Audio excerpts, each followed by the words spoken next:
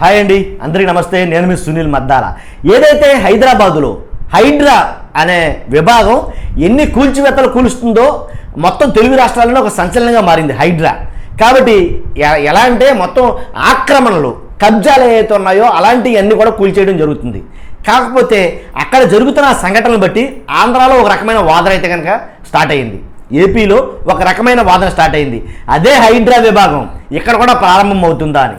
ఎందుకంటే ఇక్కడ కూడా కబ్జాలు చాలా అయితే ఉన్నాయి, ఇక్కడ కూడా ఆక్రమణలు చాలా అవుతున్నాయి. ఎందుకంటే ఇక్కడ కూడా చాలా చెరువులు, ప్రభుత్వం సంబంధించిన చెరువులు చాలా అయితే కనుక పూర్తి చేయడం జరిగింది, ప్రభుత్వ స్థలాలు కబ్జా చేయడం జరిగింది.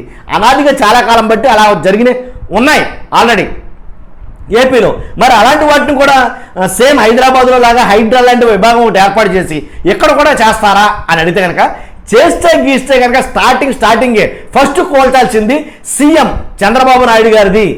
ఆయన ఉండే కరకట్ట మీద ఉండే ఇల్లే కూల్చాలి అనేది ఒక కొత్త రకమైన వాదన అయితే వచ్చిందండి. నిజంగా నేను ఆల్రెడీ ఒక వీడియో చేశా, హైడ్రాకి మూలాలు ఆంధ్ర అని చెప్పి. చాలామంది చూసారులే తెలియదు కానీ హైడ్రాకి మూలాలు ఆంధ్రాలని. ఎందుకంటే రేవంత్ రెడ్డి గారు ఆ హైడ్రా గురించి ఎప్పుడు మాట్లాడినా మాట మాట్లాడుతున్నాడు ఆయన.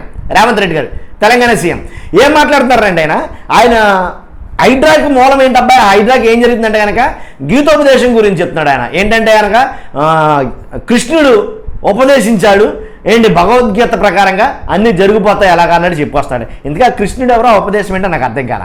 కాకపోతే ఆంధ్రాలో మూలాలు ఉన్నాయని నేను ఎందుకన్నానంటే కనుక ఆంధ్రాలో ఒకవేళ ఇలా జరగాల్సి వస్తే కనుక ఏపీలో అదే పరిస్థితి వస్తే కనుక ఫస్ట్ జరగాల్సింది ఏంటంటే కనుక సీఎం గారు హౌసే కూల్చేయాలి. ఇది నేనంటున్న మాట కాదు, చాలామంది రాజకీయ నిపుణులు, పండితులు కొంతమంది మాట్లాడుతున్న మాట అంటే కనుక అలా కూల్చాల్సి వస్తే కనుక కరకట్ట మీద ఉంది, అది ఎగ్జాక్ట్గా కరకట్ట మీద ఉంది.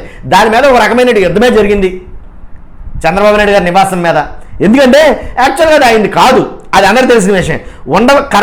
ఎలాంటి ఉండవల్లి కృష్ణ అనేది ఆనుకుని ఉన్న కరకట్ట పైన లింగమనేని గ్రూప్ చైర్మన్ రమేష్కు, ఎవరైతే లింగమనేని గ్రూప్ చైర్మన్ ఉన్నాడో ఆయన రమేష్కు సంబంధించినటువంటి 1.3 ఎకరాల భూమి ఉంది. అది ఎప్పుడు గవర్నమెంట్ తెలిసిందంటే 2007లో మే 10వ తారీఖున అక్కడ స్విమ్మింగ్ పూల్ కట్టడానికి ఈయన జలవనరుల శాఖకి, ఏదైతే నీటిపారుదల శాఖ ఉందో ఆ శాఖ నుంచి ఎన్ఓసి తీసుకున్నాడు. ఆయన తీసుకున్న తర్వాత అంతే ఆ బిల్డింగ్ ఎప్పుడైతే ఉందో దాంతోపాటు ఇంకా చాలా బిల్డింగ్లు అయితే వచ్చింది. వాస్తవంగా కరకట్ట మీద ఒకటి కట్టాడండి సార్ కదండి, 10 మంది కట్టేస్తారు. పౌరంభక భూమి అంటే అదే ఆక్యుపైడ్ భూమి అంటే అలాంటి బాగోదేమో. ఆక్యుపైడ్ భూమి అంటే కనుక ఆ భూమిని ఆక్రమించడానికి చాలామంది ఉంటారు. రోడ్ డోర్ కట్టి బిల్డింగ్లు అన్నీ అలా ఉంటాయి, మ్యాక్సిమం ఆక్యుపైడే. కాబట్టి ఇలాంటి కరకట్ట మీద ఎక్కడైనా ఆక్రమించు, నీటిపారుదల శాఖ సంబంధించిన దాని మీద ఆక్రమణ చేస్తే కనుక ఎట్టి పరిస్థితులు ఒప్పుకోరు, దానికి ఒక చట్టం ఉంది.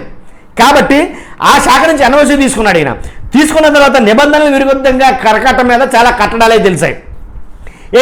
ఆయన బిల్డింగ్ ఎలా అంటారంటే G+1 బిల్డింగ్ కట్టాడు, దాంతో ఆగాడా మళ్ళీ పైన ఇంకో బిల్డింగ్ వేసాడు. కాబట్టి అంతేకాదు ఏదైతే దీని మీద అప్పటి టీడీపీ గవర్నమెంట్ అసెంబ్లీలో మాట్లాడిన మాట, ఎవరు మాట్లాడారంటే దేవుని ఉమామహేశ్వర గారు మాట్లాడిన మాట ఏంటంటే ఇలాంటి కరకట్ట మీద కట్టిన బిల్డింగ్లన్నీ కూడా కూల్చేస్తాం, ఎందుకంటే అవి అక్రమం, అనైతికం, కాబట్టి ఖచ్చితంగా కూల్చేయాలి, నీటిపారుదల శాఖ మంత్రిగా నేను చెప్తున్నాను అని అసెంబ్లీలో ఆయన మాట్లాడడం జరిగింది. మాట్లాడిన వెంటనే యుద్ధ ప్రాతిపదికన ఒక 60-70 ఇళ్ళకి నోటీసులు అయితే ఇచ్చేశారు, అంతే కదా, అంతే నోటీసులు ఇచ్చేశారు. నోటీసులు ఇచ్చేసిన తర్వాత ఈ బిల్డింగు ఆయన చూశారు, ఎవరో చంద్రబాబు నాయుడు గారు, మనకి నివాసయోగ్యంగా ఉంటుంది, మనకి అనుకూలంగా ఉంటుంది అని చెప్పేసి దాన్నే అధికారిక నివాసం చేసుకున్నారు. చేసుకునే ముందు ఆ బిల్డింగ్కి రెనోవేషన్గా అంటే మళ్ళీ మార్పులు చేర్పుల కోసం ఇంచుమించుగా ఎంతంటే ఒక 30 కోట్ల చిల్లర అంతా ఖర్చు పెట్టారు ఇప్పుడు దానికి. ఆ బిల్డింగ్ రెనోవేషన్కి ఓన్లీ 30 కోట్లు తడే ఆ బిల్డింగ్ని మళ్ళా అంటే మార్పులు చేర్పులు చేయడానికి 30 కోట్లు ఖర్చు పెట్టారు. 30 కోట్లు ఖర్చు పెడతాం కాదు, 33 kV సబ్స్టేషన్ నిర్మించి దానికో 3 కోట్ల చిల్లర 4 కోట్ల చిల్లర ఖర్చు పెట్టి మొత్తానికి ఎలాగైతేనండి లింగమనేని హౌస్ని కాస్త చంద్రబాబు గారి అధికార నివాసంగా మార్చారు దాన్ని. కాబట్టి ఆయన ఎప్పుడైతే దాంట్లో వచ్చారో వీళ్ళకి ధీమా, ఎవరికి కరకట్ట మీదలకి ఏం పర్వాలా, మళ్ళీ ఎవరు కలిపిపోవడం లేదనుకున్నారంతే. కాకపోతే లింగమనేని గారు ఆయనకు అది ఇచ్చిన కృతజ్ఞతగా చంద్రబాబు నాయుడు గారు ఏం చేశారంటే ఆయన ఏదైతే రెయిన్ ట్రీ పార్క్ అని ఉందో దాంట్లో ఖాళీగా ఉన్న ఒక 500 ప్లాట్లు, 1-2 కదండి, ఒక 500 ప్లాట్లని అధికారుల నివాసాల కోసం అని చెప్పేసి నివాసం కోసం అని చెప్పేసి నెలకి 40,000 రూపాయలు చొప్పున అద్దెకి 500 ప్లాట్లు తీసుకున్నారు. అది కృతజ్ఞతగా, ఎందుకంటే మరి బిల్డింగ్ ఇచ్చారు కదా మరి ఆయన. కాబట్టి ఈ రకంగా అక్కడ బిల్డింగ్కి స్టాండర్డ్ వచ్చిన తర్వాత నేను వచ్చున్నానుగా ఇక నోటీసులు గీటీసులు జాగ్రత్తనే అనుకున్నారు, ఏంటో తెలియదు. కానీ మొత్తానికి ఎలాగైతేనండి దాని మీద కోర్టుకు వెళ్ళడం జరిగింది చంద్రబాబు నాయుడు గారు. ఎందుకంటే ఎందుకు కోర్టుకు వెళ్ళారంటే కనుక జగన్మోహన్ రెడ్డి గారు హయాం వచ్చింది. జగన్మోహన్ రెడ్డి గారు హయాం వచ్చిన తర్వాత కరకట్ట మీద ఉన్న బారుగా ఉన్న ఇల్లు చూశారైనా, ఇల్లు చూశారో లేకపోతే ఈయన అనధికారికంగా ఉన్నారనో మొత్తానికి ఎలాగైతేనండి రాజకీయం కదండి. వెంటనే దానికి ఒక 17 పేజీలతో కూడినటువంటి ఒక నోటీస్ అయితే కనుక అంటించారు చంద్రబాబు నాయుడు గారి నివాసానికి. కంగారు వచ్చి వెంటనే ఇమీడియట్గా కోర్టులు వేస్తే కోర్టు స్టే ఆర్డర్ ఇచ్చినట్టుంది. మొత్తం అన్నీ అలా ఆగినాయి ఇప్పుడు కూడా. కాబట్టి అలాగే అక్రమ కట్టడాలు కూల్చివేయాల్సి వస్తే కనుక ఫస్ట్ కోల్చాల్సింది చంద్రబాబు నాయుడు గారి నివాసమే అని అయితే కనుక చాలామంది రాష్ట్రంలో చాలామంది దీని గురించి పెద్ద టాక్ నడుస్తుంది. కానీ చూద్దాం, ఒకవేళ అలాగే కూడా హైదరాబాద్ లాగా ఇక్కడ కూడా కూల్చేస్తారేమో. ఒకవేళ కూల్చివేతలు వస్తే కనుక ఎలాంటి కబ్జాలు ఎన్ని ఉంటాయో ఏంటో చూడాలి. మొత్తం మీద చూస్తున్నా మీరు అందరూ కూడా ఈ అంశం మీద ఖచ్చితంగా మీ అమూల్యమైన అభిప్రాయాన్ని నేను కోరుకుంటున్నా. అక్రమ కట్టడాలను కోల్చాలా వద్దా ఆంధ్రప్రదేశ్లో?